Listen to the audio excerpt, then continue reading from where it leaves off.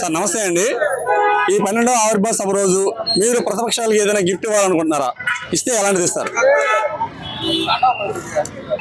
Janasena party అధినేత పవన్ కళ్యాణ్ గారితో కలిసి మేము 11 సంవత్సరాల పాటు సుదీర్ఘ పోరాటం చేశాం కాబట్టి ఇప్పుడు 12వ సంవత్సరం ఆవిర్భావ దినోత్సవం జరుపుకుంటున్నాం. ఈ సందర్భంగా జగన్మోహన్ రెడ్డి గారికి 11 సంవత్సరాలు పోరాటం చేశాం కాబట్టి 11 సీట్లు ఇచ్చాం. వైసీపీ గవర్నమెంట్ కి 11 సీట్లు ఇచ్చాం గిఫ్ట్. ఇంకా అంతకంటే జగన్మోహన్ రెడ్డికి ఏం కావాలి? ఇకపోతే ఏముంది? 2.0 అంటున్నాడు. రేపు వచ్చే ఎలక్షన్ కి ఆ 2 తీసిస్తే ఓ అంటే 0. మీకు తెలుసు కదా, అది కంపల్సరిగా గిఫ్ట్ ఇస్తాం. 100% రాష్ట్ర ప్రజలందరూ కూడా ఫిక్స్ అయిపోయారు. పవన్ కళ్యాణ్ గారు ముఖ్యమంత్రి కావాలని చెప్పేసి ఆంధ్ర రాష్ట్ర ప్రజలందరూ కూడా ఫిక్స్ అయిపోయారు. పవన్ కళ్యాణ్ గారికి ముఖ్యమంత్రి గిఫ్ట్ ఇస్తాం, జగన్మోహన్ రెడ్డికి 0 గిఫ్ట్ ఇస్తాం అని చెప్పేసి ఈ సందర్భంగా మేము తెలియజేస్తున్నాం. జై జనసేన, జై జనసేన, జై జనసేన, జై హింద్. ఏర్పాట్లు అయితే చాలా బాగా జరుగుతున్నాయండి. ఎందుకంటే ఇది మేము విజయోత్సవ సభ కాదండి, విజయ గర్జనలా చూస్తున్నాం. ఒకే ఒక మనిషి ఒక్క అడుగుతో ఒక ఆలోచనతో మొదలైన పార్టీ ఈ రోజు 12 సంవత్సరాల తర్వాత 21 మంది ఎమ్మెల్యేలు, 2 ఎంపీ సీట్లు, 100% స్ట్రైక్ రేట్ తో ఇది భారతదేశంలో ఎక్కడ జరగలేదండి. అంత ఘన విజయాన్ని ఇచ్చినందుకు కానీ ఇది పవన్ కళ్యాణ్ గారు చేసే విజయ గర్జనలా మేము చూస్తున్నాం అండి. అది నార్మల్ గానే ఇంతకు ముందు జరిగిన 11 సభల్లో అప్పుడు ఏ అధికారం లేకపోయినా కానీ, ఏ పవర్ లేకపోయినా కానీ స్వచ్ఛందంగా చాలా మంది లక్షల్లో జనం వచ్చేవారండి. నన్నైతే ఈ రోజు ఒక 30-40 కిలోమీటర్లు రోడ్లు బ్లాక్ అయిపోయినా కానీ ఆశ్చర్యపడక్కర్లేదు.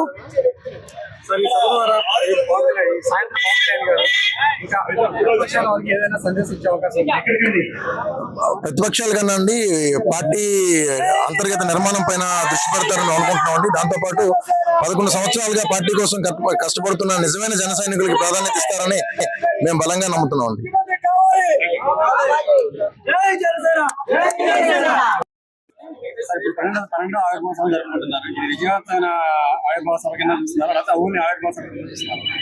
జనసేన పార్టీ ఏర్పాటు చేసి 12 సంవత్సరాలు పూర్తయిన సందర్భంగా 12వ ఆవిర్భావ దినోత్సవ కార్యక్రమాన్ని జనసేన పార్టీ రాష్ట్ర అధ్యక్షులు శ్రీ పవన్ కళ్యాణ్ గారు వారి ఆధ్వర్యంలో ఈ కని విని ఎరుగని రీతిలో మున్నెన్నడూ జరిగినటువంటి వేడుకగా ఇది నిలిచిపోతా ఉంది చరిత్రలో. మన రాష్ట్ర ప్రజలే కాదు, యావత్ భారతదేశం, ప్రపంచం అంతా కూడా ఈ వేదిక ఏ విధంగా జరగబోతా ఉందని చెప్పి ఎదురు చూస్తా ఉన్నారు. ప్రజల యొక్క ఆశయాలకు అనుగుణంగా ఖచ్చితంగా పవన్ కళ్యాణ్ గారి ప్రసంగం కూడా ఈ వేదిక ద్వారా పార్టీ భవిష్యత్తు, అలాగే ఎన్డీఏ కూటమి యొక్క ప్రభుత్వం యొక్క పనితీరు మీద కూడా ఖచ్చితంగా పవన్ కళ్యాణ్ గారి ప్రసంగం ఉంటుంది. ఆ విధంగా ప్రజల అభిప్రాయాల మేరకు ఈ సభా వేదిక నిర్వహించడం జరుగుతూ ఉంది. ఖచ్చితంగా 10 లక్షల మంది జనాభా ఈ వేదిక రావడానికి, ప్రజలు సుముఖంగా అనేక ప్రాంతాల నుంచి కూడా రావడానికి వారి యొక్క సందేశాన్ని కూడా పంపుతా ఉన్నారు. ఖచ్చితంగా ఈ సభా వేదిక 12వ ఆవిర్భావ దినోత్సవం అనేది చరిత్రలో నిలిచిపోద్దని చెప్పి తెలియజేస్తా ఉన్నారు. 11 సీట్ల పరిమితమైన జగన్మోహన్ రెడ్డి గారు ఇప్పటికీ పవన్ కళ్యాణ్ గారిని విమర్శిస్తూనే ఉన్నారు. ఆయన వైఖరిని ఇంకా మార్చుకుంటారంటారా? ప్రజలు మార్చారు ఆయన వైఖరి. జగ్గు బాయ్, అతను జగన్మోహన్ రెడ్డి కాదు, జగ్గు బాయ్. జగ్గు బాయ్ ఎందుకు అంటారంటే ఒక నియంతగా 5 సంవత్సరాలు పరిపాలన చేశాడు. ప్రజాస్వామ్యాన్ని, డాక్టర్ బిఆర్ అంబేద్కర్ గారి యొక్క రాజ్యాంగాన్ని, ఏదైతే ప్రజాస్వామ్యం ఉందో దాన్ని పక్కన పెట్టి ఒక జగ్గు బాయ్ లాగా పరిపాలన చేశాడు. అతనికి ఎమ్మెల్యేలతో పని లేదు, ఎంపీలతో పని లేదు, మినిస్టర్లతో పని లేదు. నేను చెప్పిందే శాస్త్రం అన్నట్టుగా ఒక మాఫియా డాన్ జగ్గుబాయ్ ఎలా అయితే పరిపాలన చేస్తాడో ఆ విధంగా పరిపాలన చేశాడు. కాబట్టి అతనికి ప్రజాస్వామ్యం మీద నమ్మకం లేదు కాబట్టి అసెంబ్లీకి కూడా అటెండ్ అవ్వట్లా. ప్రజాస్వామ్యం మీద నమ్మకం ఉన్నటువంటి ఏ నాయకుడైనా అసెంబ్లీకి అటెండ్ అవుతాడు, ప్రజా సమస్యల మీద పోరాడతాడు. ఇతను ప్రజా సమస్యల మీద పోరాడు. అధికార పార్టీ అంటే గౌరవం ఉండదు, నాయకులంటే చులకన భావం. ఇటీవల కాలంలో అతనికి ఖచ్చితంగా మన మైండ్ తప్పిందనే దానికి కూడా ఉదాహరణ పవన్ కళ్యాణ్ గారి మీద చేసినటువంటి వ్యాఖ్యలు. మేము ఒకటే చెప్తా ఉన్నాం, జగ్గు బాయ్ పవన్ కళ్యాణ్ గారు చిరంజీవి గారి పార్టీ ప్రజారాజ్యాన్ని కుక్కట వేలుతో సహా పీకేస్తే దాన్ని పునర్నిర్మాణం చేశాడు. నీ తండ్రి యొక్క శవాన్ని అడ్డం పెట్టుకొని నువ్వు ముఖ్యమంత్రి అయ్యావు. ఇద్దరులో ఎవరు గొప్ప తెలుసుకో జగ్గుబాయ్ అని చెప్పి మేము జన సైనికులు హెచ్చరిస్తా ఉన్నాం. పవన్ కళ్యాణ్ గారు ఒక జీరో లెవెల్ నుంచి ఈ రోజు ఒక డిప్యూటీ స్థాయికి 21 సీట్లు స్ట్రైక్ రేట్ తో గెలిచారు. నీకు 150 సీట్ల నుంచి 11 సీట్లు పడిపోయావు. నీ పార్టీ నీ తండ్రి రాజశేఖర రెడ్డి గారి యొక్క మరణానంతరం నీకు ముఖ్యమంత్రి పదవి వచ్చిందా ఆ సానుభూతితో. కానీ చిరంజీవి గారి యొక్క ప్రజారాజ్యం కుక్కటి మీద పడేస్తే దాన్ని పునర్నిర్మాణం చేశాడు పవన్ కళ్యాణ్ గారు. తేడా తెలుసుకో, ఖచ్చితంగా ఆ 11 పరిస్థితి లేదని చెప్పి తెలియజేస్తాం. ఇలా దర్శి మండలం దేవారం గ్రామము. మేము అందరం కలిసి పిఠాపురానికి వచ్చాము. ఇక్కడ ఏర్పాట్లు కానీ మంచి కానీ భోజనాలు కానీ అంతా సహకరిస్తున్నారు. ఈ ప్రభుత్వం వచ్చినా కూడా మాకు ఎంతో పథకాలు కూడా అందుబాటులోనే ఉన్నాయి. కానీ ఇక్కడికి వచ్చాక మాకు ఎంతో ఆలోచించింది కూడా చాలా చాలా చాలా కూడా మాకు ఫుడ్ కానీ మజ్జిగ ప్యాకెట్లు కానీ ప్రతి ఒక్కటి కూడా ఏదన్నా కానీ ఇబ్బందులు లేకుండా పుస్తకాలు కానీ అన్ని అనుకూలంగానే ఉంటుండవు. ఆయన పవన్ కళ్యాణ్ గారు ఎక్కడున్నా కానీ మాకు ఇబ్బందులు లేకుండా చేస్తున్నాము. మేము ఎంతో దూరం నుంచి వచ్చినాం కాబట్టి మాకు అన్ని ఏర్పాట్లు కూడా సహకరిస్తున్నారు. దర్శి చాలా బాగున్నాయండి. ఇంతకుముందు కూడా రోడ్లు కూడా కానీ మంచి కానీ చెడ్డ కానీ బాగాలేవు. ఇక్కడికి వచ్చినా కూడా మేము చూస్తూనే ఉన్నాం, బాగానే ఉన్నాయి రోడ్లు కానీ. ఇక్కడ అభివృద్ధి కానీ ఈ ప్రభుత్వంలో కూడా చాలా చాలా బాగుందండి. మళ్ళీ నెక్స్ట్ సీఎం కావాలని మాకు ఎంతో మా జన సైనికులు కానీ మేము ఎంతో ఏర్పాటుగా కోరుకుంటున్నాం. ఈ సభ ద్వారా మేము ఆశిస్తున్నాం అండి. సుదీర్ఘ పోరాటం చేసిన తర్వాత ఇది పరంగా ఆవిర్భావుతుంది అనుకుంటున్నాను. అంటే ఈ 11 సంవత్సరాల సుదీర్ఘ పోరాటం అనేది జగన్మోహన్ రెడ్డి గారికి ఇచ్చిన 11 సీట్లు లెక్కేనా? అంతేనండి, తప్పకుండా మీరు అన్ని 100% కరెక్ట్ అండి. 11 సంవత్సరాల ఈ పోరాటం ఆ జగన్మోహన్ రెడ్డికి ఇచ్చిన 11 సీట్ల రూపంలోనే ఉంది. ఈ 12వ సభ అనేది మా విజయోత్సవ సభ, వాళ్ళకి గుర్తుండిపోయే సభ, మా యావత్తు యువతకి మాకు ఉత్సాహం. చెప్పండి, మీ పేరు? నా పేరు మాలేశివ, కడప సమన్వయకర్త.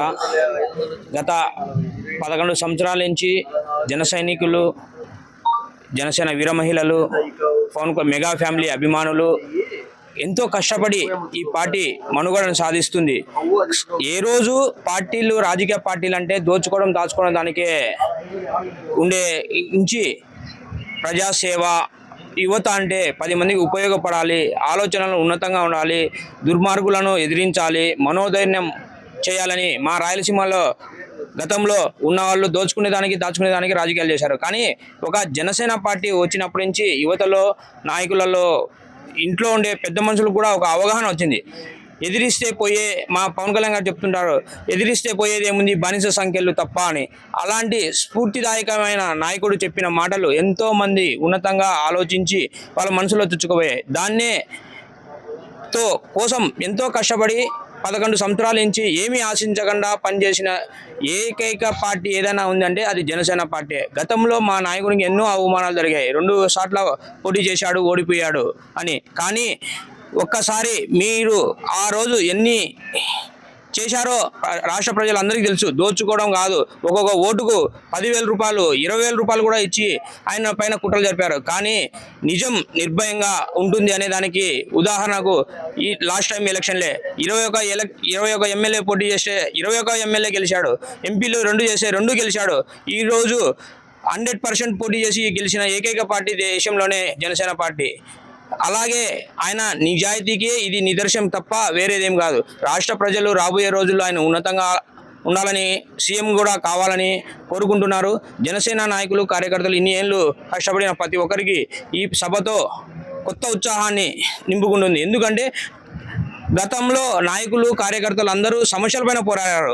ఆ సమస్యలను మా నాయకుడు డిప్యూటీ సీఎం అయ్యి మేము ప్రభుత్వంలో భాగస్వాములు అయి ఉన్నాము. ఆ సమస్యలకు ఎంతో కొంత మేము కూడా పరిష్కారం చూపించగలమనే భరోసాతో రాయలసీమ నుంచే కాదు, కోస్తా ఎక్కడి నుంచైనా లక్షలాది మంది జన సైనికులు తరలి వస్తున్నారు ఈ పిఠాపురానికి. ఖచ్చితంగా మేము ఈరోజు రేపు జరగబోవు సభ, ఇది 12వ ఆవిర్భావ సభ రాష్ట్రంలోనే కాదు, తెలుగు వాళ్ళు ఎక్కడ ఉన్నారో వాళ్ళందరికీ పండుగ దినంగా మేము భావిస్తున్నాం. ఖచ్చితంగా దీన్ని కుల మతాలకు అతీతంగా జనసేన పార్టీ ఒక పండుగ వాతావరణం రేపు అని మేము తెలియజేసుకుంటున్నాం. అసలు గత 5 సంవత్సరాల్లోనూ ఇప్పటికి సంవత్సరం మన గవర్నమెంట్ ఫామ్ అయిన ఇప్పటికి సంవత్సరం అవుతుంది. ఇప్పుడు ఈ సంవత్సరానికి పిఠాపురంలో ఏమన్నా తేడా ఉందంటారా? ఖచ్చితంగా ఉంది. గతంలో పిఠాపురం నియోజకవర్గం అంటే వేరే నియోజకవర్గాలకు వేరే వాళ్ళకు తెలియకపోవచ్చు, తక్కువ మందికి తెలిసి ఉండొచ్చు. కానీ ఈరోజు ప్రపంచవ్యాప్తంగా కాదు, దేశవ్యాప్తంగా పిఠాపురం అంటే ఒక పవన్ కళ్యాణ్ అనే వ్యక్తి గెలిచాడు కాబట్టి దేశ ప్రజలు, రాష్ట్ర ప్రజలు అందరూ పిఠాపురం చేరుకుంటున్నారు. ఇప్పుడు మేము మాలపుల గ్రామం, మాది రాయలసీమ కడప జిల్లా, అలాంటి ఏరియా నుంచి కూడా మేము పిఠాపురంకి వచ్చామంటే అది ఒక పవన్ కళ్యాణ్ గారు గెలిచారు, ఇక్కడ ఉన్న వాళ్ళందరూ చేశారు కాబట్టి ఆయన గెలిపించుకున్నారు.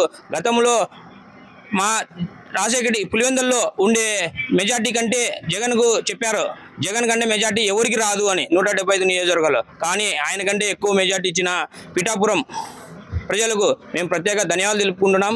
ఖచ్చితంగా వీళ్ళు తెలివిగల వాళ్ళు, ఎందుకంటే పవన్ కళ్యాణ్ లాంటి నిజాయితీ పరులను గెలిపించుకున్నారు కాబట్టి ఈరోజు పిఠాపురం ఒక అభివృద్ధి దిశలో పయనిస్తుందని కూడా మేము తెలియజేస్తున్నాం.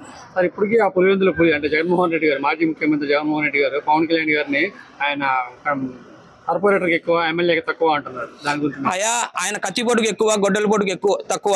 ఎందుకంటే సొంత చిన్నాయనను చనిపోతే దాన్ని వెలుగు తీయలేని అసమర్థుడు మా జగన్మోహన్ రెడ్డి అని వాళ్ళ కార్యకర్తలు ఈరోజు తిట్టుకుంటున్నారు. బయట వాళ్ళకే ఏం న్యాయం చేశాడయ్యా, వాళ్ళ చిన్నాయను చంపేస్తే ఇప్పుడు కూడా బయటికి తీయలేకున్నాడు. ఇలాంటి సీఎం ఉంటే ఎంత, పోతే ఎంత, మా కర్మ గాలి మేము ఎమ్మెల్యేగా వేరే గతి లేక మేము గెలిపించుకోలేదు, ఆయన దొంగ ఓట్లతో గెలిచాడని చెప్పి కూడా పులివెందుల ప్రజలు ఈరోజు దండి మంది ఆ రకంగా చెప్తున్నారు. Thank you sir.